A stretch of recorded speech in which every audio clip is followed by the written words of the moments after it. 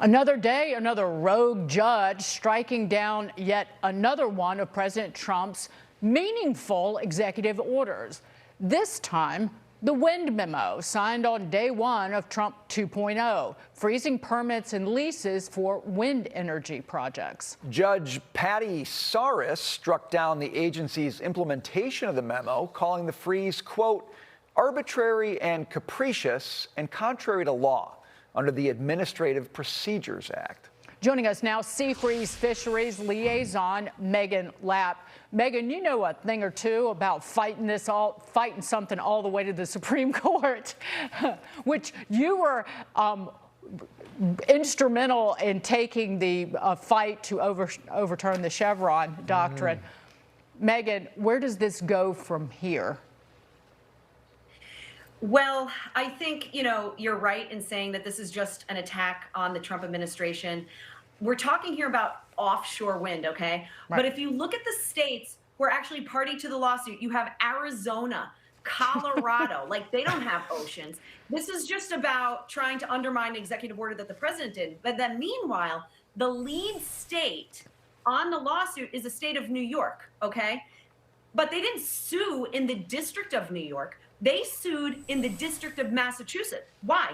Because like every single Massachusetts judge is a Democrat appointee. So they were guaranteed to win. So this is just a bunch of states trying to overturn the Trump administration again. And when the judge says, well, everything is arbitrary and capricious, actually, I don't remember any judge saying that when the Biden administration pulled back the Keystone Pipeline. That was all the way through, right? And really with offshore wind, there really were a lot of things that were ignored. Like the Trump administration actually has factual and legal grounds with science, with economic impacts, fisheries impacts, and all kinds of things that were kicked to the curb by the Biden administration and ignored in the permitting. So did you just fight this all the way up and get it out of these, liberal-friendly venues, or do you got to get something more secure than a presidential memo or executive order in place to really be able to put an end to this stuff? What do you want to see next? Well, I would like to see the Trump administration revoke all the leases, honestly. I think even if this is appealed by the Trump administration and they continue to fight it out in the courts, I think that the Trump administration does, in fact, have legal grounds to repeal all of the leases themselves. I will say something that's making it very difficult right now is that the Republicans in Congress are trying to pass what's called the SPEED Act, which would prevent an agency from remanding a permit that was already issued, even if it was issued improperly. And so the Republicans are pushing that through Congress in the next couple of weeks. And that's a real problem because it directly contradicts what the president is trying to do with offshore wind. So, I'd like to see the Republicans think a little harder about that and not move that forward or at least change it.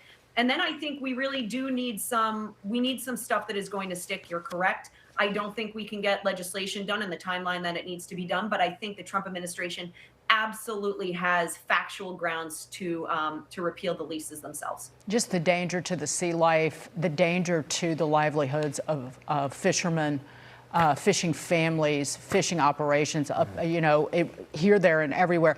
Meghan, quickly, of the wind projects that have been put on ice, particularly some of the ones that we've discussed on the East Coast, ones that have even been canceled, where do they stand given this judge's decision? Those should stick, but again, they need to repeal the leases themselves, not just the project approvals, but leases. And because they were illegally leased under mostly the Obama administration. And then the ones that were approved during the Biden administration were rushed. They were illegally approved.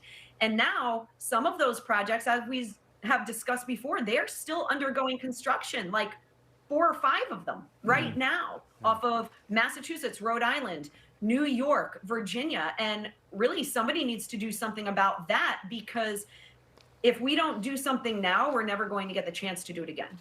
You're fighting the good fight, Meghan Lapp. Thanks for talking to us tonight. We appreciate it. Good to see you.